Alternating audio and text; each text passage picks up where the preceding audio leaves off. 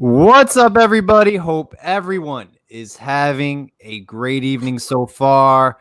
I got my co-host Brad with me this evening. We also got Gaby from 247 Sports, who covers Miami Hurricanes recruiting and Miami Hurricanes football. We're going to go over scrimmage number 1.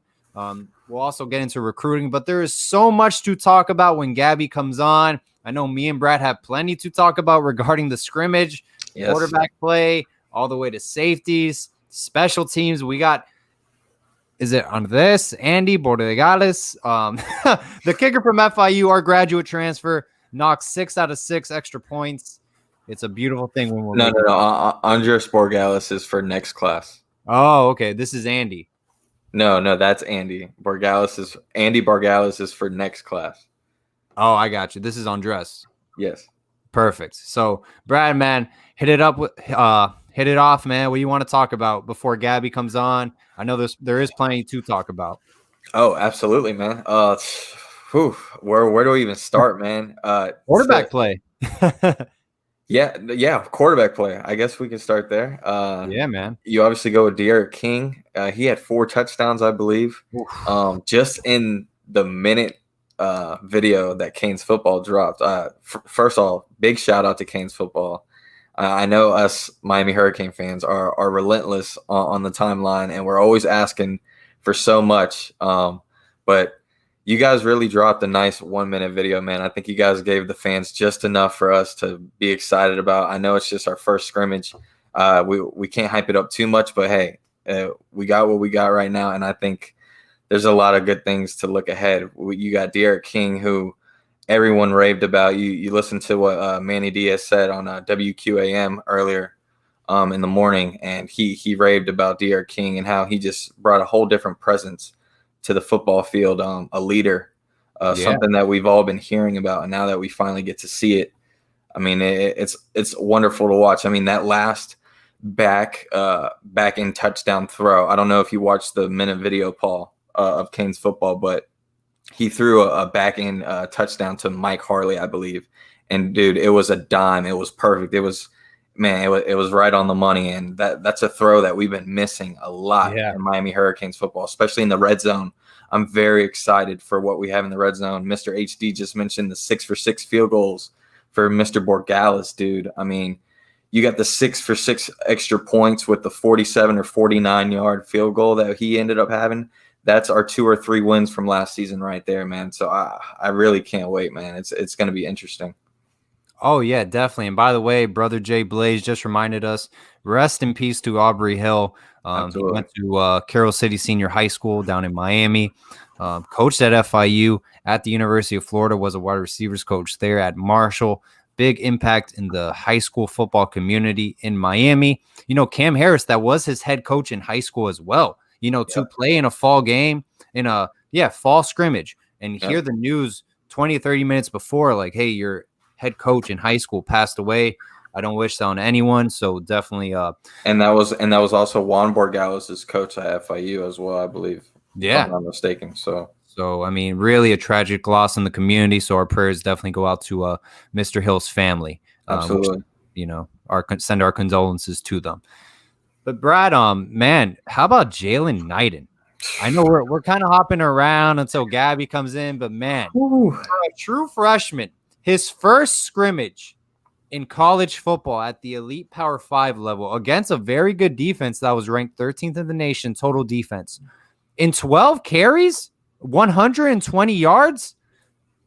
I mean, are we seeing the future of the University of Miami right in front of us? I know people have been raving about Jalen Knighton, but is this really the program-changing running back? I know it's scrimmage 1, but I'm getting too excited.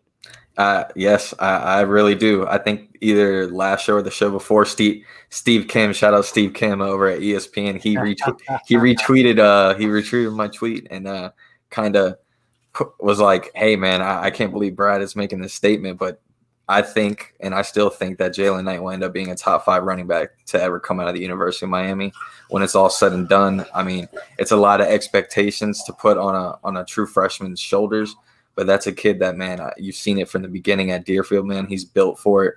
He's got everything you need in a running back. He fits this system perfect. And I think you're seeing it right off the bat from the first scrimmage. The guy's eye-popping. You listen to what Greg Russo said in his interview, which, by the way, was a outstanding interview with Andrew Ivins and David Lake. Shout out to those guys.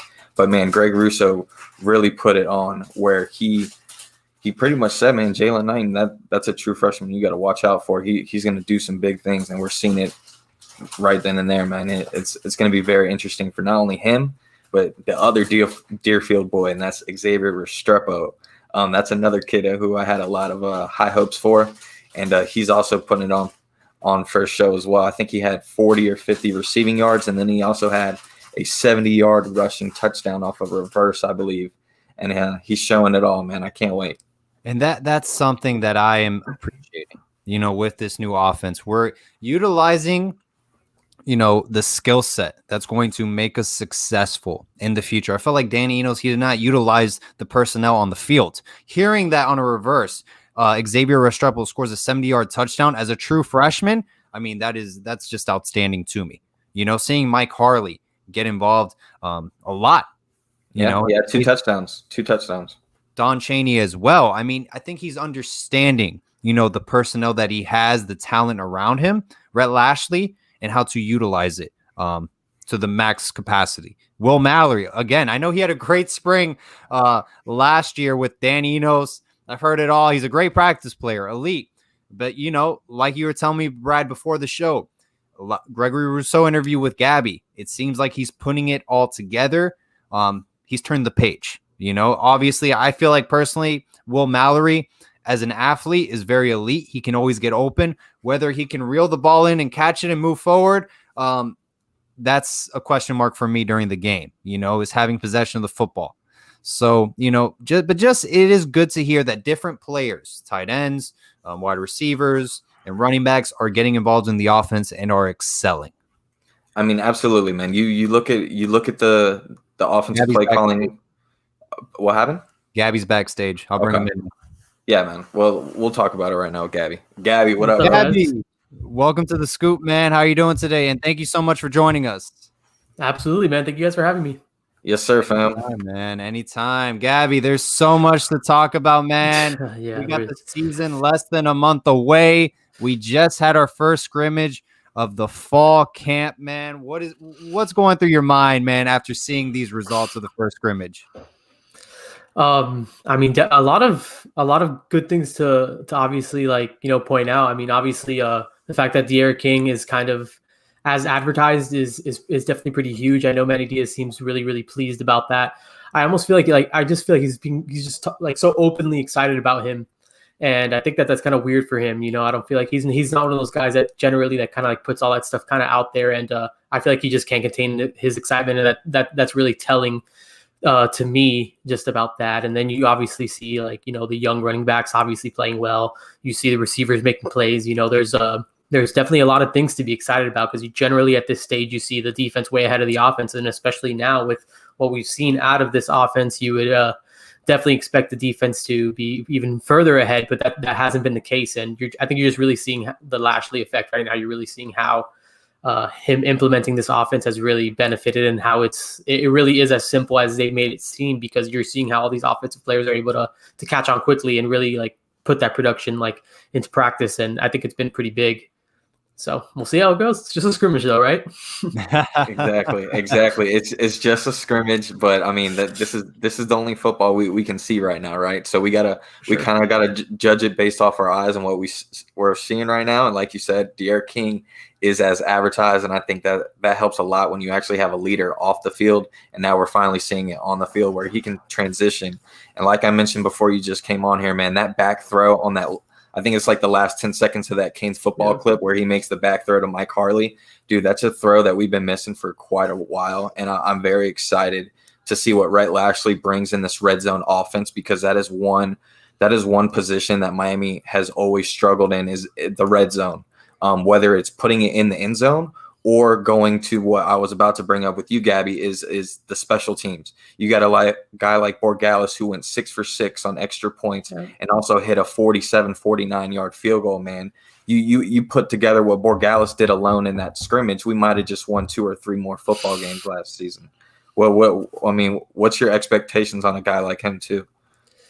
I mean, I have really high expectations, and I think Miami does too for Jose Borregales. I mean, you're talking about a guy who's the all-time leading scorer at a program. I don't care that it's FIU. Like, this is a guy that's been able to do it and do it consistently at the college level, and so I'm really excited about him, seeing the fact that he's actually doing it, and just seeing that, like, him just again. I mean, it's kind of sad that we're at this point where we're stoked about a 49-yarder and 6 for 6 extra points, but the reality is like what you mentioned. If we get that production in certain games last year, that win total in that season probably looks a lot different. So it's definitely exciting. It's good to know that you have an experienced guy back there that has been in big moments. I mean, we saw what he did to Miami last year at Marlins Park. Like, this is a guy with ice in his veins. And I think that this is a kid that really loves the fact that he's a Hurricane. I feel like he grew up wanting to be a Hurricane, and he's getting this opportunity now. And, everything that we've seen out of him, I feel like we're just going to get a little bit more juice out of him, because you see his mom on Twitter really excited about the fact that he's wearing orange and green. You see the little brother obviously invested into the program, as he has his verbal commitment to Miami right now. I feel like this is just a really, really proud moment in his life and for his family. And I think that, this is a guy that's really going to step up and have to make some big kicks. He's this guy that's going to have to step into big moments and really make something happen. And I think that this is a guy that's primed for that setting. And I feel like he's confident. I feel like he has a big leg. And again, he's done it before. So I don't think I think it's definitely a 180 from what we saw out of the special teams unit last year. And I definitely have much, much higher expectations, probably the expectations that we really realistically should have for any kicker, like what a lot of programs have for their kickers. So I don't think it's anything too outlandish. I'm not asking this kid to hit a 56-yarder twice a game. I feel like, make the kicks you're going to make. You miss some long ones, it's going to happen. Don't miss the chip shots. Just things that are going to allow your program to be successful and allow just, the game by game progressions to just kind of stay intact. And while we're on special teams, Paul, before you ask a question, my bad. While we're on special teams, what was just to clarify for the fans, who do you happen to know who was running the kick return, punt return? I heard it was Mark Pope. I know Packy said that he'd like to see Jalen Knighton back there. I know that Mark Pope was getting some work back there, but I actually don't know who was officially returning kicks last year.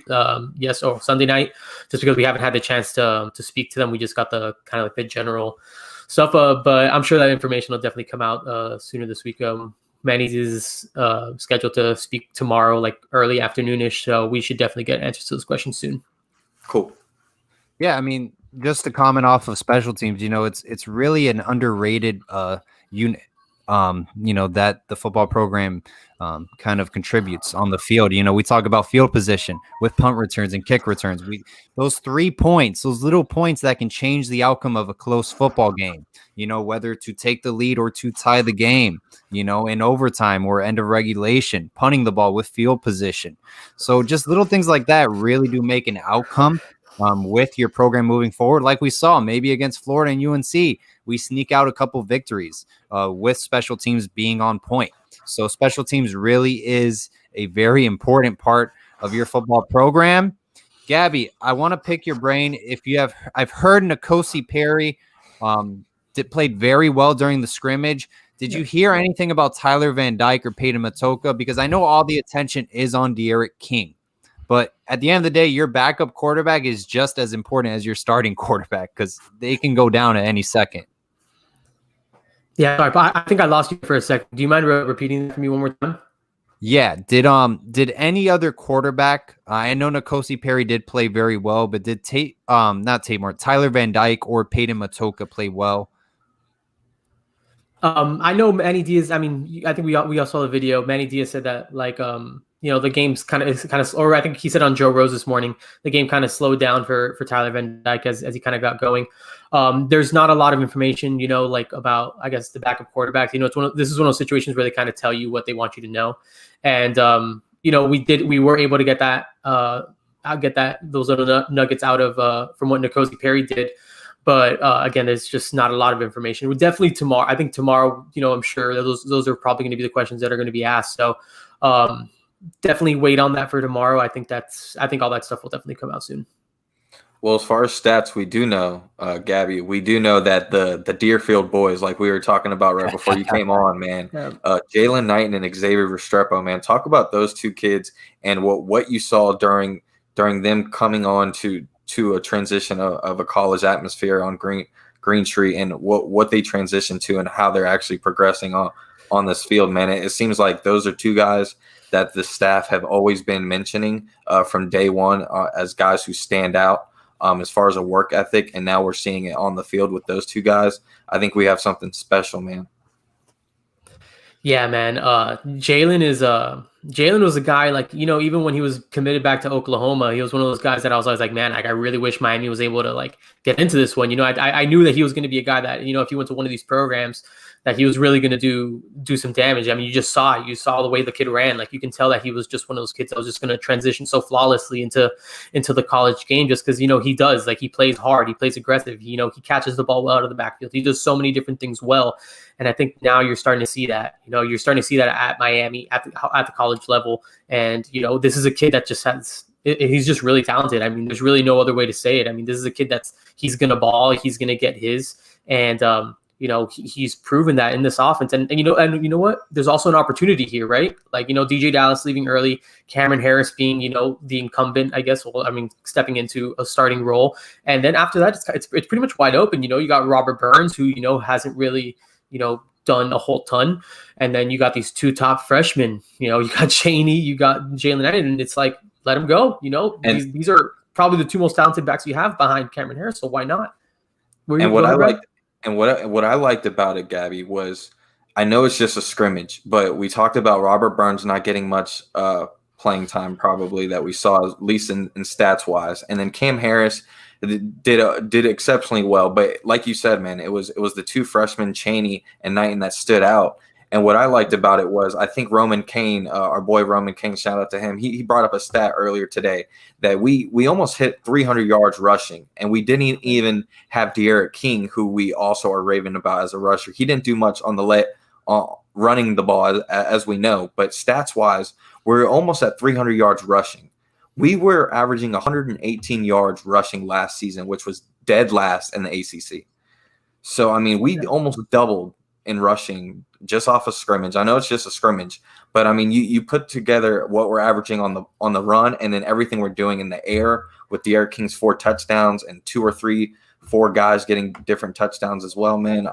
We're finally getting to see it on the field, man, and I think it's just the beginning. I think this fast-paced offense is also going to help the offensive line. I want to hear your thoughts on the O-line, especially Gabby, because me personally, I think this spread offense that Red Lashley is going to, not only is Coach Justice already a better developer and coach that we've ever had in a very long time, but I think the spread is going to open up this running game as far as gaps with the passing game as well, to where the O-line's not going to have to do much.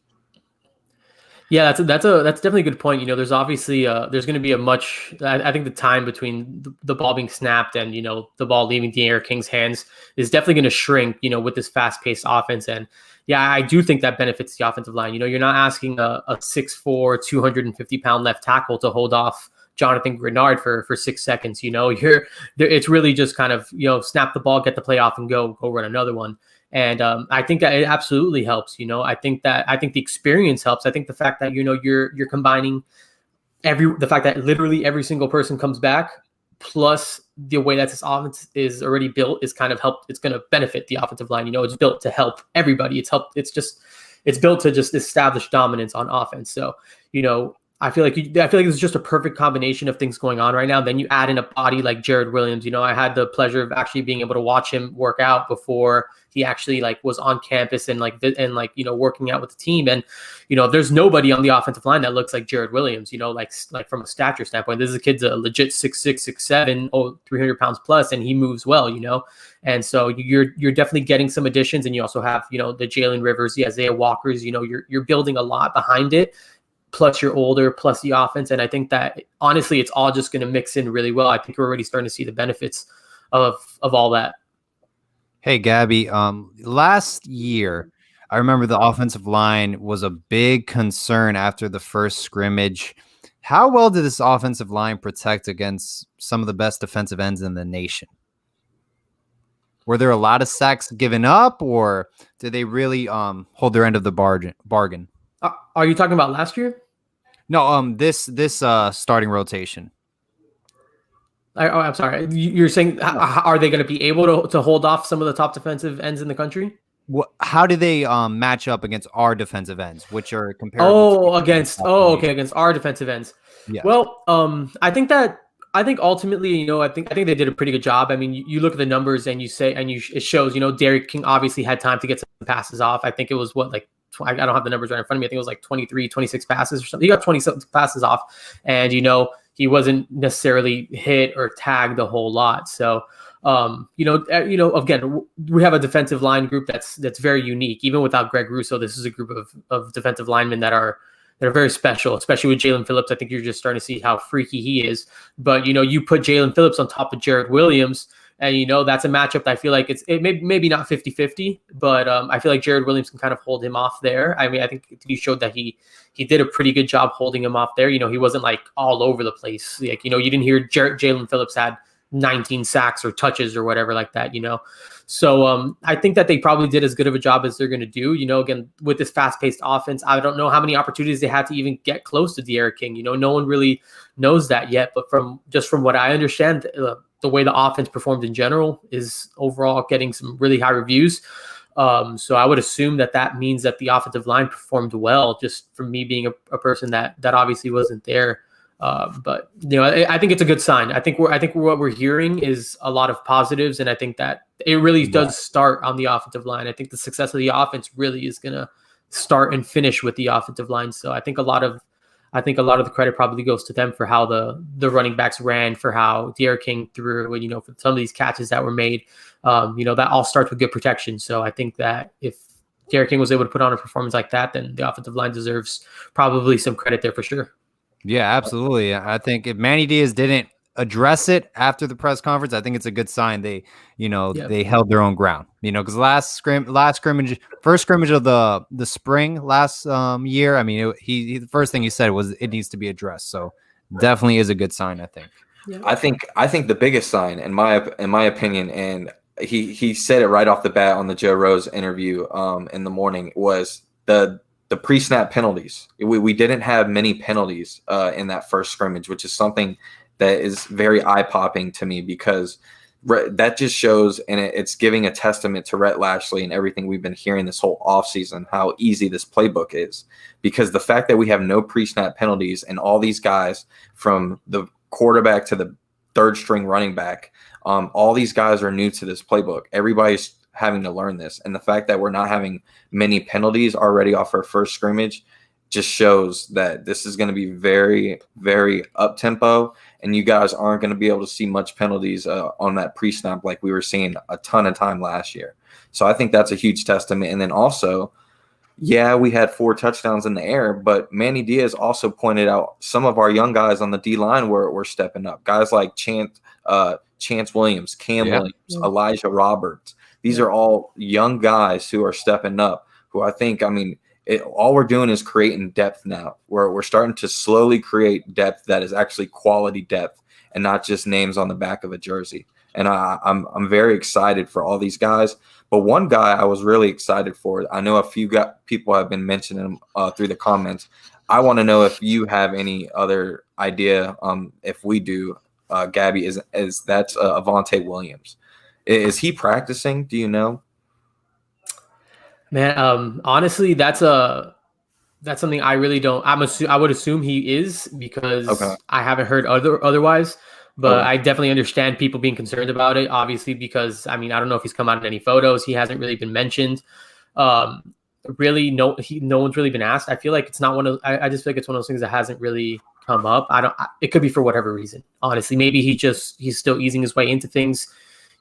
But I can't say for sure. I can't say for sure that he's not practicing. I can't say anything like that, because at the end of the day, from what I understand, everyone's there. It was said that he was on campus and all that stuff, and that's about all that I know about that. I'm sure that's another question that'll be asked tomorrow, because I've seen that on the timeline a few times. I've been asked a couple times about it, so I'm sure that some update will come out soon. And he's wait, go ahead, Brad. Sorry. No, you're good. He's only been here for a month, which is a good thing. It's not like, he's been here for a year, he's redshirt, and he's not practicing. So, hey, at least he's only been here for a month.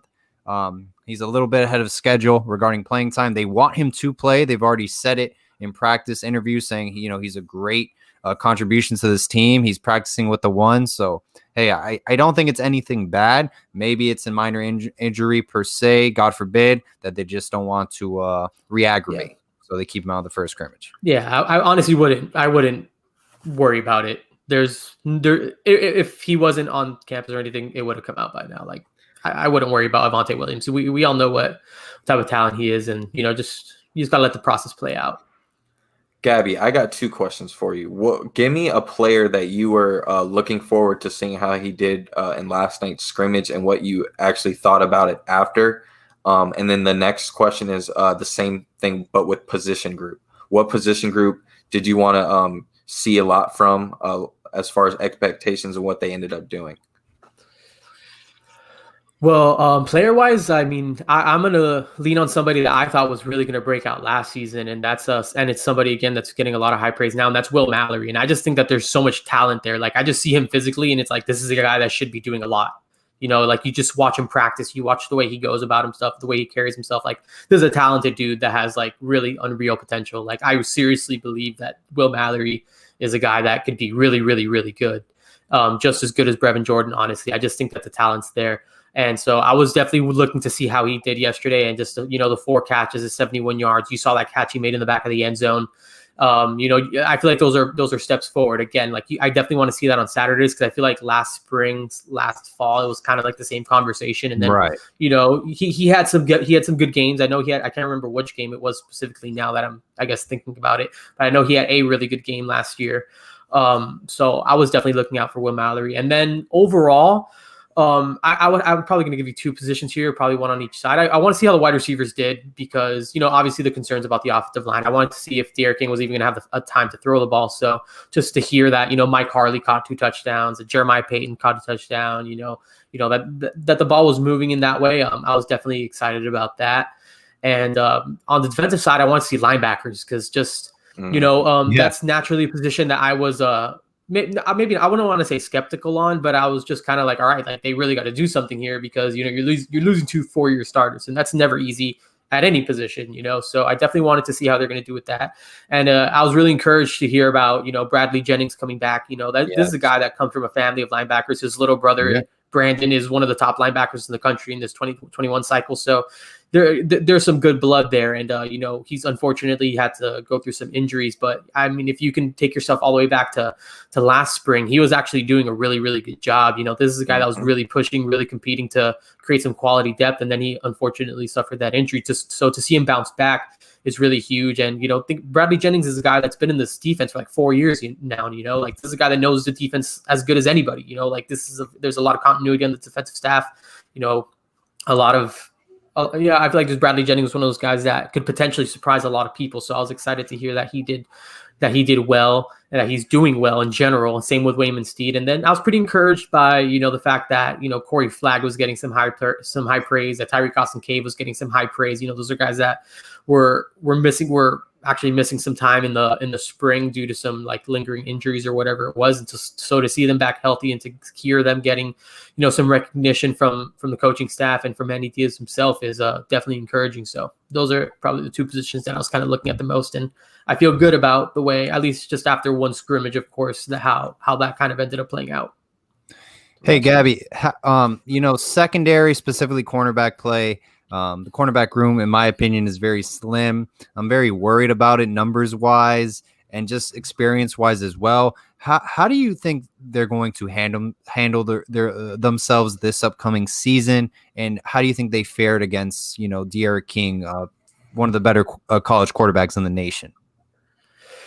Yeah, I think that they're good. I think that that's a solid room. I feel like, it's obviously probably not where you want it to be from a number standpoint. You got 2 juniors, you got 2 sophomores, you got 2 freshmen. Probably a year from now, we'll be talking about how deep that room is after we, sign another class this year, and we have like for upperclassmen and all that stuff. So I think that they did well. I mean, just from the clips that I saw, I mean, that throw that you mentioned earlier, D'Eriq King hitting that back corner in the end zone. I mean, I feel like that's as good of protection as you're going to get. That's just when there's no defense for a perfect ball. Mm-hmm. So I think that there's a lot of talent there. I think Al Blades is he's a leader. You want that from a guy over there. DJ Ivy, I just think is so physically gifted, man. I just think that he's just, he's long. Yeah. He's fast. He's athletic. Obviously he's had his slip ups, and I feel like when he does have those slip ups, they're costly. But you can also see how when he's on, he could be really, really on. So I'm excited to see him just be another year older, another year better. I'm really excited about Corey Couch. Just watching him in the spring, like watching him just like on those one-on-one drills, those 4 practices that we actually got to see. He was really impressive, and obviously not the ideal size. Is definitely on the smaller side. From a height standpoint, I guess. But man, the kid's a blanket. Yeah, I mean, he has really, really good cover skills. So I'm excited about him. And then Christian Williams. I mean, there's a guy Corey Raymond wanted at LSU, right? Like, this is a guy that was committed to Nick Saban, who's considered the best defensive backs coach in college football. Like there's no one that does it better than those guys.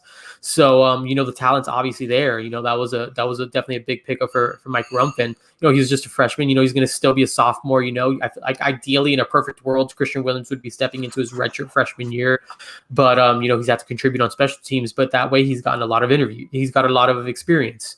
So it's not a perfect room, but I think that they could potentially do a little bit better now that you're going to be able to rely more on Couch. You're going to be able to rely more on Christian Williams, and then Marcus Clark. There's a guy that got an interception yesterday, so you're definitely starting to see stuff from that kid. And I love Marcus Clark. I mean, this is a freaky athlete that's super fast, that has experience on both sides of the ball. He's not going to be one of those corners that can't bring a catch in. This is a kid that can go up and get it. Did it a lot at Orlando Winter Park, and was an all county, like all Orlando area first team offensive player. So this is a kid with a ton of skill. So I think that they're on the right track there in the cornerbacks room. Obviously, you can point back at whatever you want, and I know everyone has something to say about the way the cornerbacks room has played out, but I think ultimately, like, you're in a pretty good spot right now, and I just think you need to just continue to stack some talent there, and get that depth that really would help. Give me your expectations on Bubba Bolden. Bubba Bolden's a stud, man. Like, I don't think that there's a way to kind of like circle around that one. I think Bubba Bolden is, I mean, bro, there's a reason why he was one of the top safeties in the country coming out of high school.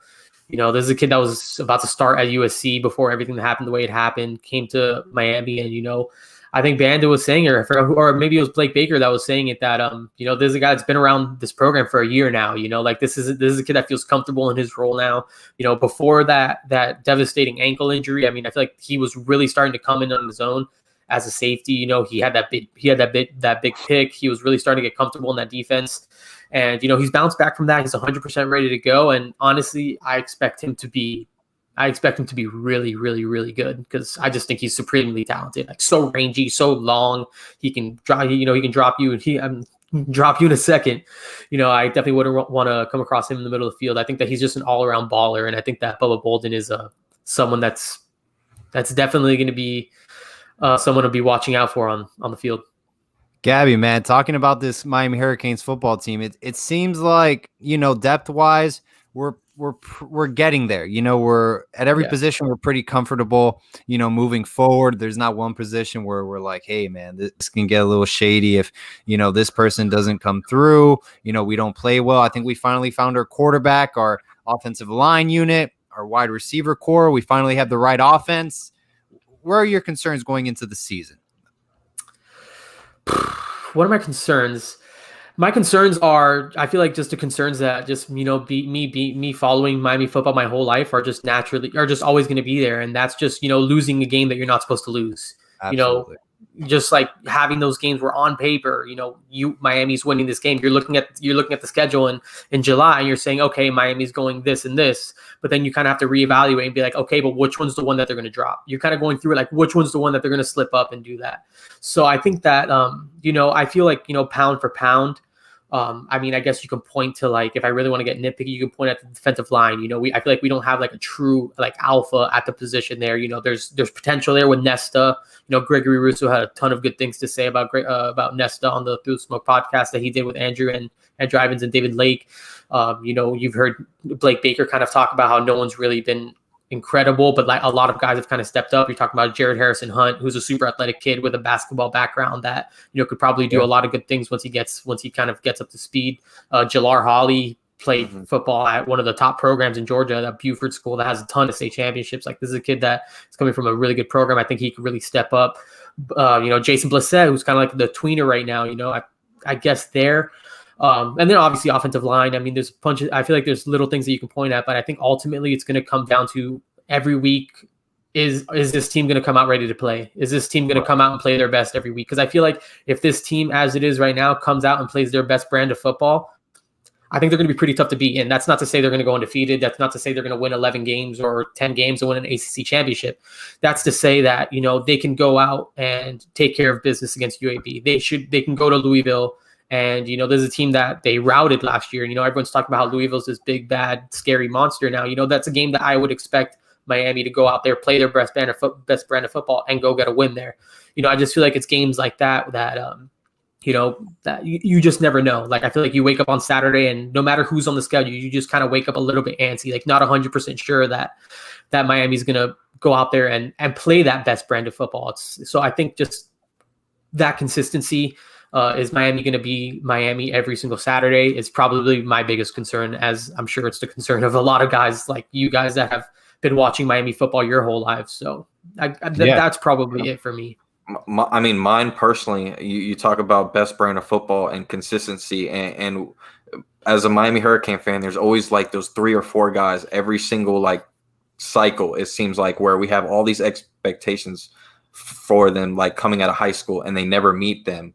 So as far as my problem, I got 5 guys where I think these 5 guys can absolutely be different makers for the football season, because they've been in the program for at least 2 or 3 years, and we've been waiting for them to evolve. And that's Will Mallory, that's Mark Pope, that's Nesta Silvera, that's DJ Ivy, and that's Gervin Hall. These are 5 guys where, you talk about guys coming out of high school, we've raved about them. We had all these expectations about them, and they're all in their year 3 at least, where we're trying to figure out, are they going to make that next step? Are they going to become that guy, that leader? And 1 or 2 of them have maybe slowly got there, but then there's 2 or 3 of them that we're still waiting for them to open up and be that guy. And I think Gaby just talked about the defensive tackle position, and that's a guy like Nesta Silvera who absolutely needs to step up, because I don't think people realize how happy and how much we've raved when we landed a guy like Leonard Taylor this cycle, because that is a dominant defensive tackle who's going to be a force, who's a game changer, something that we've been missing for a very long time in a position like defensive tackle. And I don't mean to kind of slowly get into recruiting, Gaby, but we talk about smoke and a game changer in recruiting, and that's a guy like Jake Garcia. What have you heard about Jake Garcia? I'm hoping he starts to slowly creep into Miami, because it seems like all these recruits, man, they're hitting them up on social media. And if you go look at Jake Garcia's recent likes, it's nothing but Miami Hurricane stuff up and down. I reported it a while ago on Inside the U, and I spoke to someone that's pretty close to Jake Garcia. And, he indicated to me that, he expects Jake Garcia to come to Miami. But, again, that was a couple months ago. One thing I will say, which Andrew Ivins has reported already, and you can check that out on the site as well, is that, the Miami staff did know about his move to Georgia prior to that being public. And what that tells me is that there's some report there, that they're talking to one another. There's definitely some communication there. I think I really just... My thing is, all right, so you're committed to USC. You're from Los Angeles. Really, it's about staying home. USC is your hometown school. But with all the uncertainty, obviously with the pandemic and everything, you take off, you move to Georgia, like you bolt to the opposite side of the country. You're not afraid to leave home at that point, right? Like you can't say that like, oh, he wants to stay home or whatever. Maybe it's just a year and all that stuff. But I feel like if you're Miami right now, if you're the folks in Coral Gables, you're kind of saying like, we're much closer to Jake Garcia right now. It's much easier for us to get in contact with Jake Garcia than it is for USC to get in contact with Jake Garcia. And that's not to say that it's going to happen. A lot of reports out west have come out that Jake Garcia is 100% committed to USC. There has been nothing that indicated otherwise. But I think it makes it really interesting now that he's out west. I feel like I'm going to use an example that probably hits home for a lot of Miami fans, and that's Josh Jobe, right? He was a Miami Columbus guy, was on campus at Miami all the time. Was a full Miami commit. He goes to prep. He ages out of eligibility down here. He goes to prep school in Connecticut. All of a sudden, he's not close to home anymore. All of a sudden, he's not at Miami every weekend and all that stuff. And Alabama comes creeping in. And who's he playing for right now? Right? Alabama. And I'm not saying that this is exactly what's going to happen with Jake Garcia, but I'm saying I do think it opens a door, saying that Miami, again, we don't even know if like there's going to be visits or anything. And I think that hurts also. Like Miami would probably send a PJ to Valdosta every weekend if they could to probably go see Jake if it was possible. But that's obviously not the case. Listen, at the end of the day, you went from FaceTiming your girlfriend to being able to see her every other weekend. Now that's kind of how it went as far as a relationship with Miami and Jake Garcia. That's how I look at it. Definitely. Yeah, it's definitely worth noting. That's a good point Gabby made. Josh Jobe, I think he went to prep school in Connecticut. He leaves Miami. A lot of these kids, when you leave, the city where you're committed to the school, it's a different ball game. You start having different exposure, different coaches around you who maybe they favor another school more. They have relationships built with the coaches there, and they convince you. So, hey, there's a lot at stake with recruiting. It does change every day. I'm sure at the end of the day, it is a human being making a decision. Gabby, I want to pick your brain on this, on the recruiting process, and I'm going to use Chase Smith as an example. It seems like Chase Smith, from the outside looking in as a person who's not involved in the recruiting game, but it seems like Miami is in a great position with Chase Smith. Why does it take so long for an announcement to be made or for a decision to be made in general regarding just recruits? And that was just one example of a player. Yeah. I just think I think it's definitely just like a case by case thing. I think that there's a number of reasons why like kids take their time. Chase Smith is a very quiet guy. Like I have not spoken to Chase Smith once since I've stepped into this role. He's just a guy that takes I feel like he just keeps his recruitment like really, really under wraps. And I just think that that's just the type of guy he is. So I think that there's just a number of different reasons why people choose to approach the recruitment the way that they do. It could be like, maybe they could be waiting on a certain offer. You could be wanting to see the school in person, obviously right now there's no visits going on, but some kids might just wait it out. A lot of kids jumped on to secure a spot. Others maybe they're not going to choose somewhere without seeing it. I mean, you guys had Jaden Hood on the other day, and he's never stepped foot in Ann Arbor. Like the kid's never been to Michigan, but he's saying he's going to go there. I feel like it's so individually like. I just feel like it's just so different case by case. There's no umbrella, like, oh, this is why this happens. Like, I just feel like there's different situations, parents' comfort, maybe just like it could be so many different things. Like you toss a reason out there, their high school coach wants to go see them. Like, I feel like all those reasons could be valid. I just think it really just depends on what them and the family decide. Like you said, these are kids making a decision, 17, 18-year-old kids that are making probably the biggest decision of their life before, like they probably know it's the biggest decision of their life, but they won't even realize that it's the biggest decision of their life until probably later on, like this really is probably the biggest decision they're gonna have to make of their youth. And they're making it at a young age with a lot of different opinions and a lot of different things going on around them, and different coaches saying this and this. So it's I can't imagine myself at 17, 18 years old, just knowing how I was at that age, having the pressure, having to choose make that decision. So I think you just kind of have to respect it, however they choose to go about it. And that's why I've never it's just one of those things you just have to understand that this is the way it goes. And yes, a lot of people are invested, but there really is a human life that's actually having to go about this process and actually have to do this. And for us, it's fun. And for us, it's a lot of different things, but for them, it's really it's really a game-changing decision. So many different factors. I can't even tell you probably all the factors that go into it just because I've never been through it myself. But I could imagine it being a whole lot. Gabby, you talk about decisions, and Miami only has about 3 or 4 more decisions they can make as far as who's in this class. I'm going to give you a few names, and if you could just let me know based off your thoughts what you think on a scale of 1 to 10, the likelihood of them being a Miami Hurricane. All right. Okay. The first one's going to be on the spot a little bit. without putting your 24/7 crystal ball, because we know that's a pretty high rating right now, you know. So Amari Daniels. Amari Daniels. I'm gonna go 6. 6.5. Okay. I'll go 6.5. All right. Let's go with Chase Smith. Chase Smith, I'm gonna say 6. 6. All right. Yeah, just because I don't know. I really haven't talked to him. All right, Jake Garcia. You're killing me, Brad. You're killing me, Brad. I'm gonna go. God, I feel like I can't go higher than 6 on a lot of these guys. I just it's so tough. Just for the sake of fun and me not knowing anything, I'm gonna go 7 with Jake Garcia. Okay. And the last one is Markevious Brown. Ooh. Markevious Brown, I'll go at this point right now. I'm gonna say like 7.5. We'll see. I think that there's a good chance that. So talking about him, Gabby, do you think do you think personally like the staff kind of turns up the heat a little bit on a guy like him just because there isn't that many more targets left at the corner position? You think that's kind of like given? This is a guy that they've been on regardless, I feel like this is a guy that they've kind of been on the whole time, but something that's worth like noting about Markevious Brown.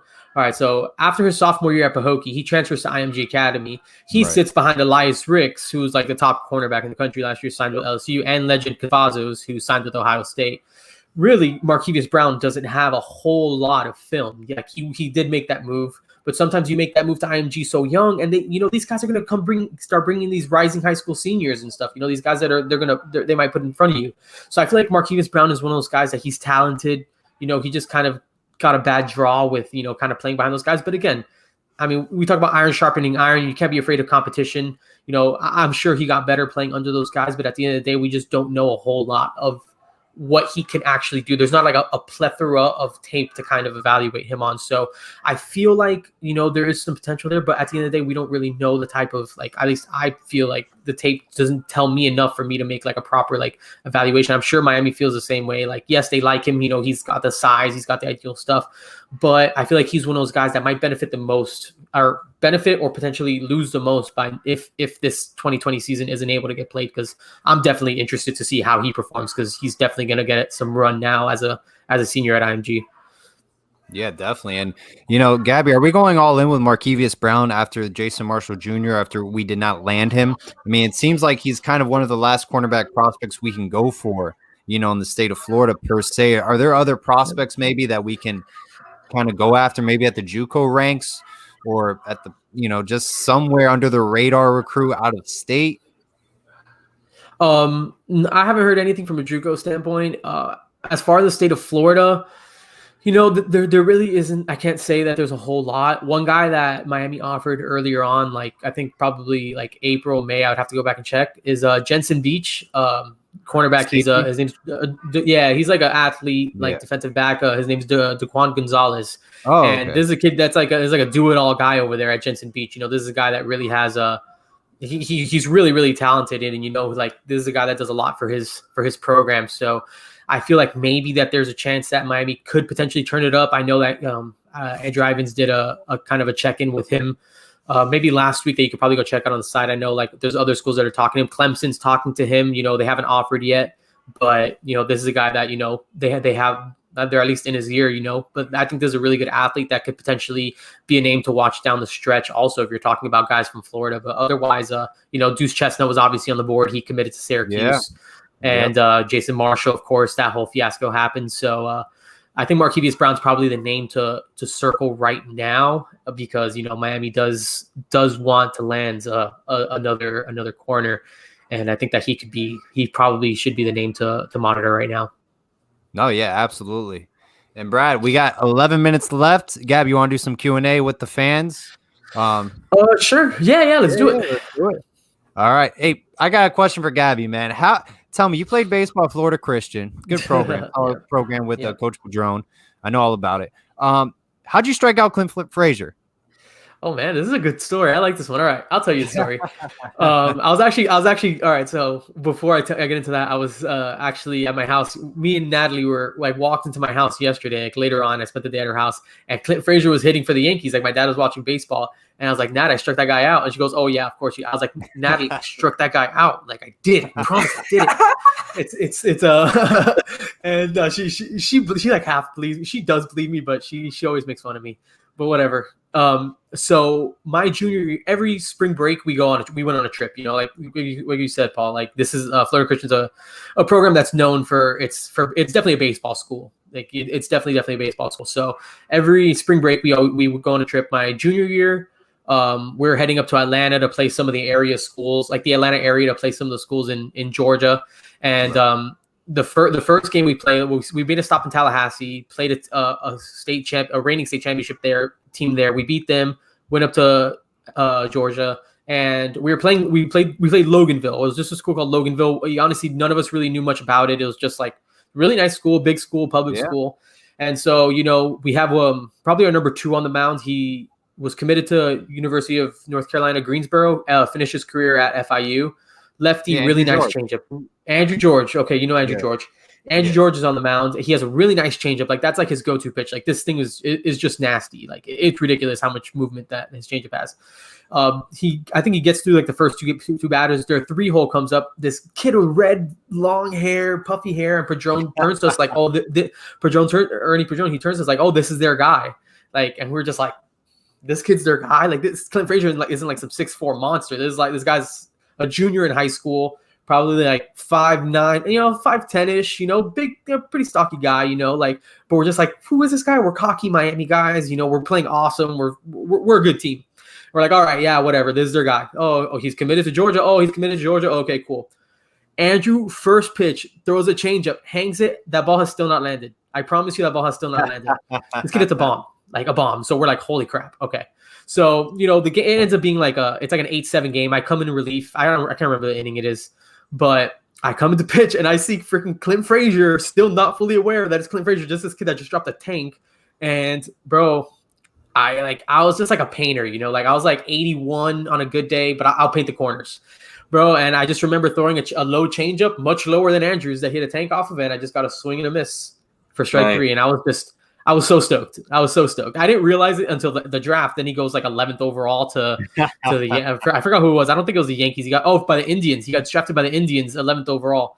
And I was just I struck that guy out. And now every time he's on TV, I get texts, I get all that stuff, and people tell me I consistently whenever Clint Frazier or the Yankees are playing and he's playing, I get a text or I get a tweet or something yeah, you got this guy. I love it. It's my claim. That's my claim to fame. More than anything else I ever do, striking out Clint Frazier is probably my favorite moment I've ever had in my life. In hindsight. Awesome. Hey, Gabby, Mr. HD's got a question, man. Do you see all the freshman wide receiver getting significant playing time to where nobody burns the red shirt? I think so. I mean, I wouldn't say I could all of it. Right, Daz Worsham maybe might get the red shirt. I think Daz probably could be a guy that. The thing is, I could see a lot of them getting significant playing time because really who's the only wide receivers that have a significant amount of reps are probably Mike Harley and D Wiggins, right? Then you got Jeremiah Payton, who's expected to break out. We still don't really know. You have Mark Pope, who has these high expectations. We still don't really know, right? And then behind them, I mean, you have 4 guys there that are really I guess, quote unquote, proven. And then you have, I just saw a guy say, Gabby's a dude. It's that was an accident, I promise. Bro, I get that all the time. People are still shocked that I'm a guy. I don't know. I guess whatever. It is what it is. And then you got 4 guys really you're going to rotate more than 4 receivers. You're going to have to rotate in more than 4 guys. You just see what Rhett Lashley has done with his offense. You go back to SMU guys. I mean, just look at the stat sheet. There's definitely more than 4 guys that are getting some burn there. You obviously have the tight ends and stuff, and those are some more pass catchers. But I would expect a few of them to get some significant playing time. I don't know. I would assume a couple of them burn a red shirt. I think we can probably keep 2 of them under 4 games. But again, I don't really know. That would have to be pushing it, and that would have to rely on a lot of people staying healthy. Probably everyone staying healthy. I think 1 or 2 injuries, and I think you could just say forget about that. Yeah, I mean, you talk about SMU's offense with the receivers. You had one guy over 111 catches. Then you had 3 or 4 guys with over 50 or 60 catches. Reggie Robertson, I think his name's Reggie Robertson. He had 800 and something yards, but he missed 3 or 4 games. There's a guy that was pretty much right there next to James Prochet for a lot of the season. And, if he doesn't miss those games, SMU likely has 2,000-yard receivers, which is crazy. Our leading receiver last year would have been 5th or 6th on their depth chart. Yep, so, behind their tight end too. Yeah. Question to the panel. Out of all the coaches, who's your favorite coach on the team and why? Go ahead first, Gaby. Oh man, I feel like I can't answer that. I feel like a lot of them are cool. Field is always really fun to talk to. Rob Likens is just super highly energetic dude. Literally a lightning ball. I love that was one of the guys that stuck out to me. If I'm going with the new coaches, he was probably the guy that stood out to me most. Just his energy is I just thought he really rubbed me the right way. I thought that he was going to be a really big addition. I'll let you guys handle the rest. Mine was definitely Coach Justice. I like Coach Justice just because from a standpoint, I'm not one of those people who really look at the offensive line too much. I'm more of a flashy guy. I look at the playmakers, the wide receivers, the running backs, the corners, the defensive ends, all that. But the offensive line never really got my attention until the last few years where I just realized how awful we've been. And as far as coaching standpoint as well. And then you look at a guy like Coach Justice, just everything he's done in the matter of 5-6 months, man, as far as off the field, how every time I listen to him talk and every interview I see of him, he's very relatable with these kids. And he's always saying the right things, and he's proven, and he's starting to prove it as far as recruiting and on the field. And that's one guy who he's awesome in my opinion. Yeah, I'm gonna have to say Coach Fields, man. He's the one of the best recruiters in the nation. I think number 4 in the nation by 247 Sports. Coached at Miami Northwestern. He's been at Louisville, been at Oregon. Hey, when Coach Fields leaves this program, I hope it better be for an OC job or a head coaching job. He's really that great of a coach, man. So it really is a treat to have him on the staff. Yeah. Any chance Bradley Jennings starts this year? I don't think so. Maybe. I honestly think I wouldn't pencil him in as a day 1 starter. I wouldn't say he's going to start against UAB on September 10th. But I could see maybe you get to week 7, week 8 when he's fully healthy. I can see him potentially stepping into a role like that. And you also got to remember starting is cool. Whatever. Right. Miami rotates a lot of guys. Especially at linebacker, they're going to be rotating a lot of guys. I'd be more concerned about is Bradley Jennings going to play starter minutes pretty much. I guess using a basketball term, is he going to get starter snaps?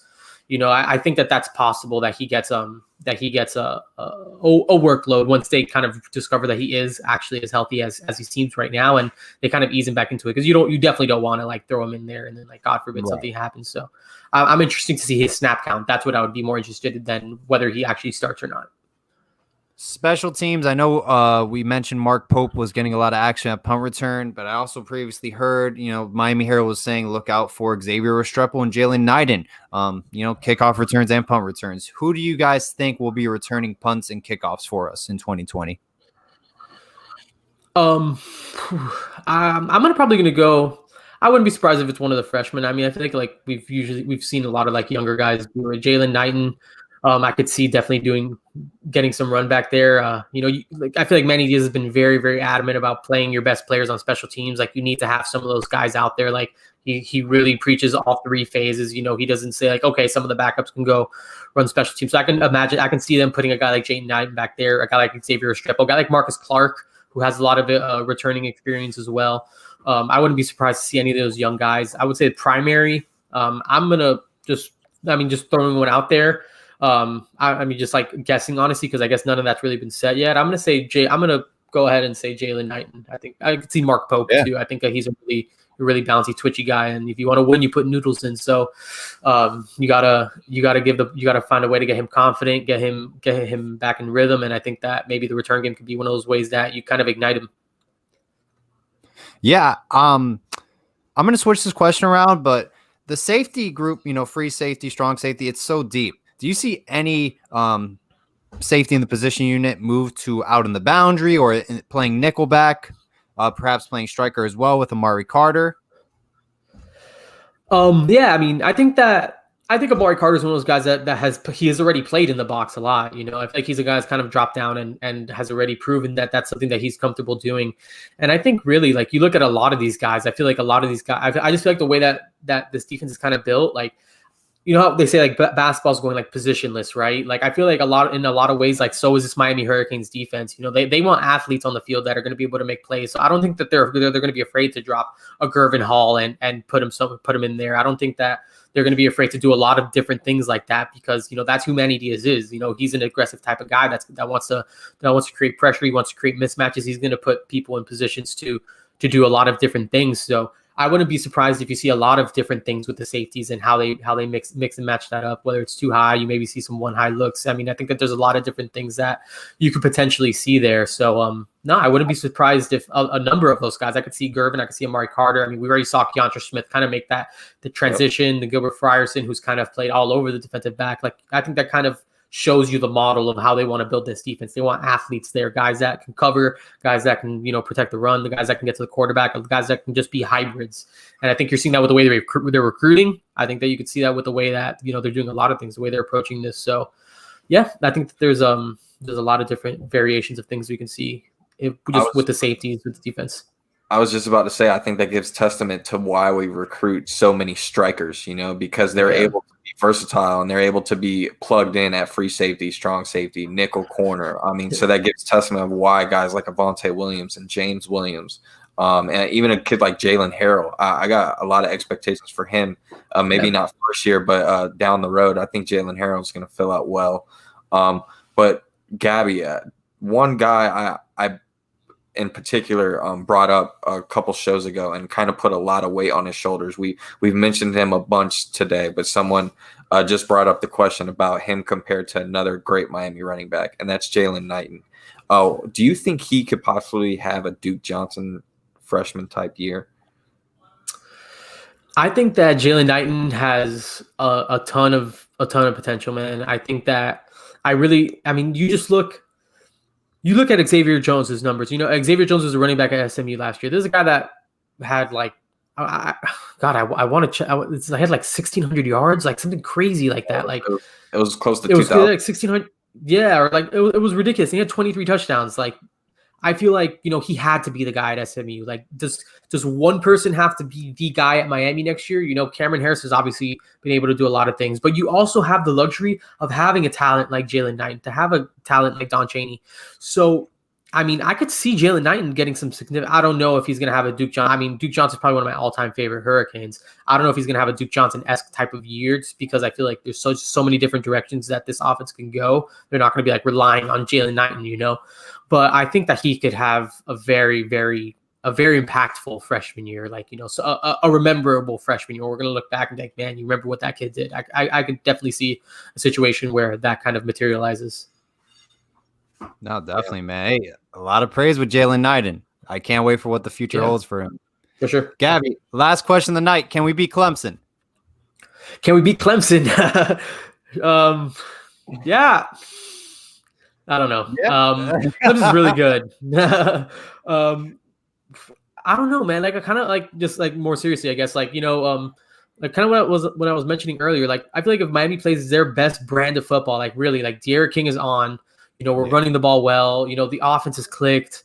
I mean, I really feel like, obviously Clemson has like 1 trillion 5 stars. Like we're not going to be more talented than Clemson, but we could probably be just as fast. We can be just as skillful. I feel like, the trenches is obviously, I feel like there's a huge like discrepancy there between like our offensive line, their defensive line, and, probably, maybe not vice versa, but I mean, I feel like they definitely obviously have some more experience, definitely more talented players in a lot of positions. But, I guess any given day, right? Any given day you show up, you play your best football, and they don't show up playing their best football. And, I guess anything can happen. You can't just flat out say it's just could never, ever happen.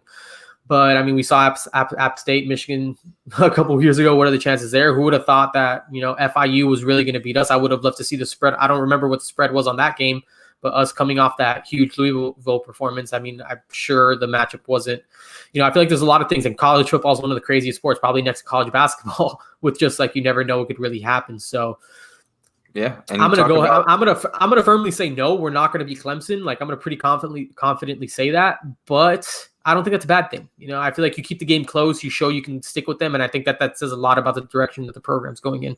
And I think that would still sit well with recruits. I think that would sit well with the fans, just being able to kind of sit there, wear one in the chin. You know, you probably get beat out at the end, but you keep it close, keep it within a score, 2 scores. You know, and you keep it pretty tight for 3 quarters. I think that everyone can put their head at night and be pretty happy about that. And here's the thing: the key is to have coaching and game planning, right? That's something that we've always been missing in the past, where we're not consistent on the field. We always, like you brought up earlier, Gabby, we always lose those games where we're not supposed to.